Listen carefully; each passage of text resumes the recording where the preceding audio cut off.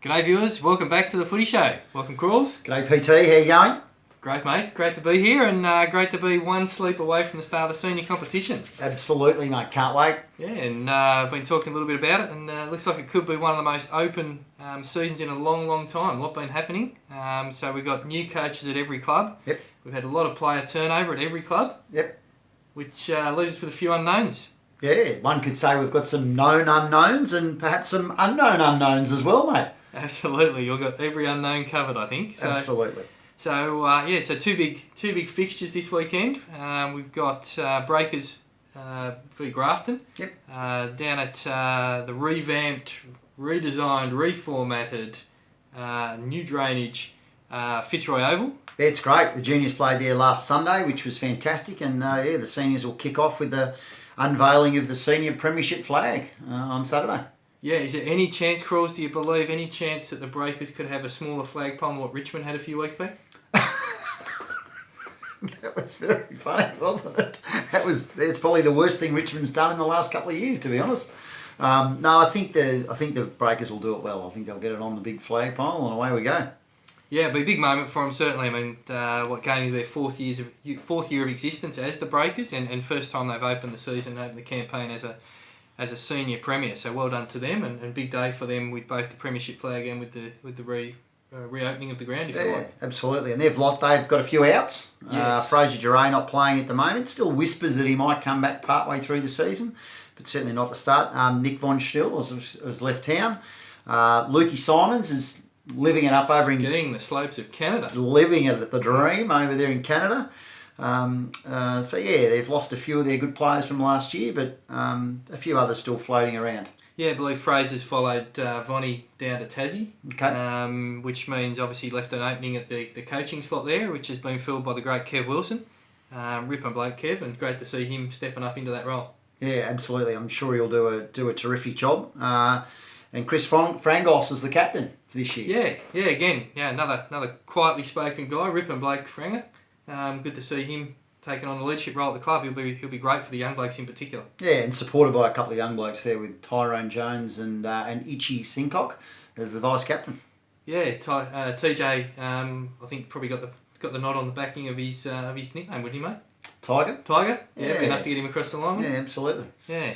And of course, they're facing off against speaking of Tigers, they're facing off against the mighty Grafton Tigers. So, again, change of coaches there. Chris Buffer Curtois takes over the reins from Luke, Mr. Footy Stanford.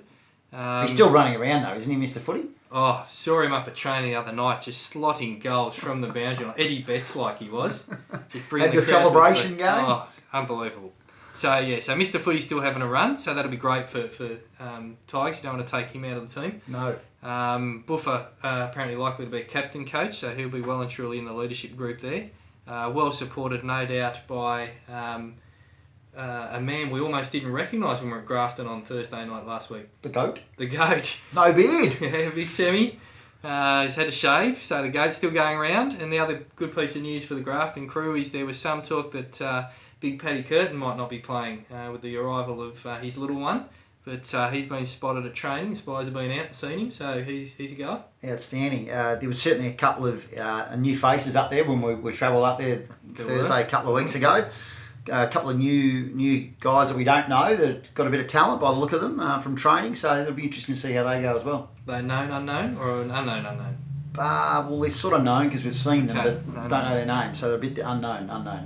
And I guess the other big thing for the Tigers will be their under-18s. Obviously last year were premiers. A lot of those blokes will be stepping up.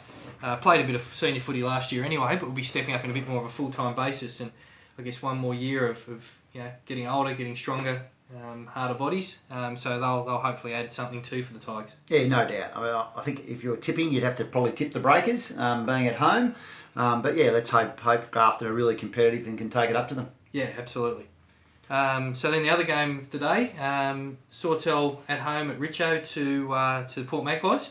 It's going to be an early start, mate, with the 4 games. It is, yeah. So I guess one of the real positive things, and credit to the guys in Port Macquarie, good to see them having a reserve grade team back up and about. They've obviously done a lot of hard work since the end of last season, and great to see their resis up and about again. Yeah, absolutely. So 10 o'clock kick-off for the 17s.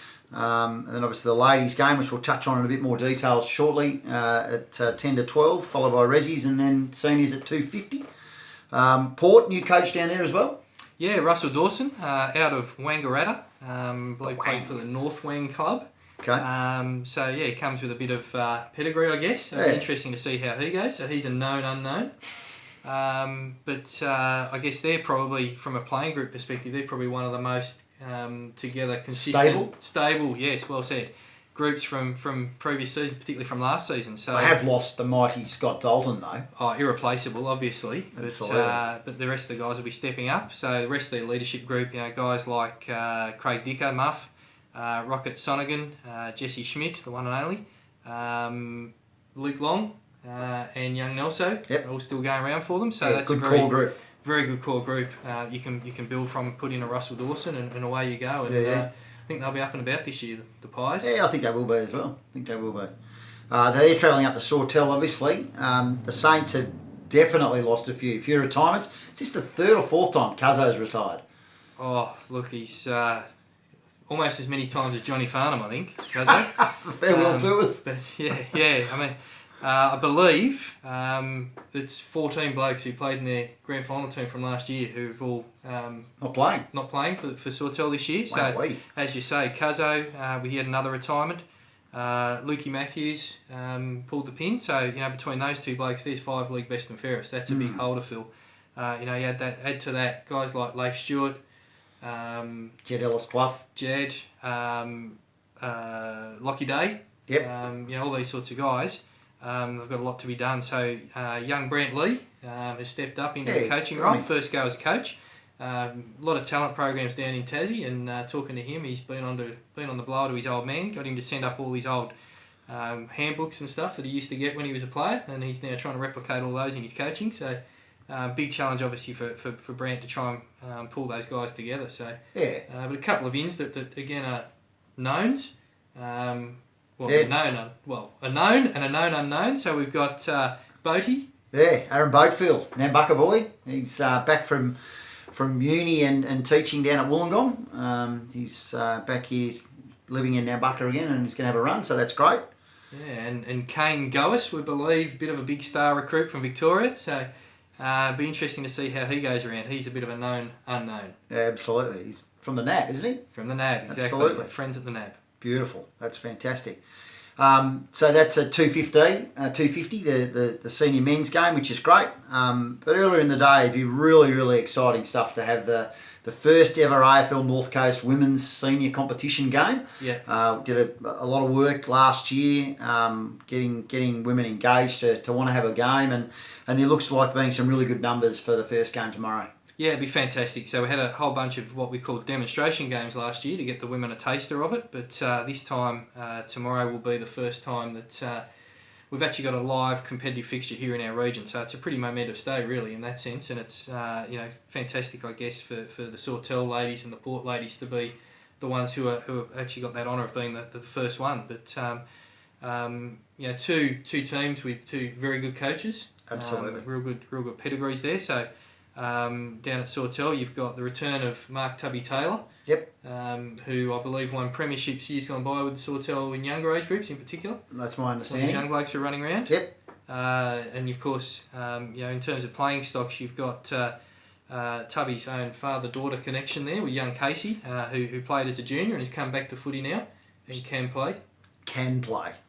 Fantastic. It was a very, very good game. I saw her playing in the practice game earlier in the year. It was very impressive. Yeah, so she'll be joined out there by Maggie Mills, who was our players' player last year from the votes collected over the course of the 6 demo games that we had. Yep. So she's obviously a star.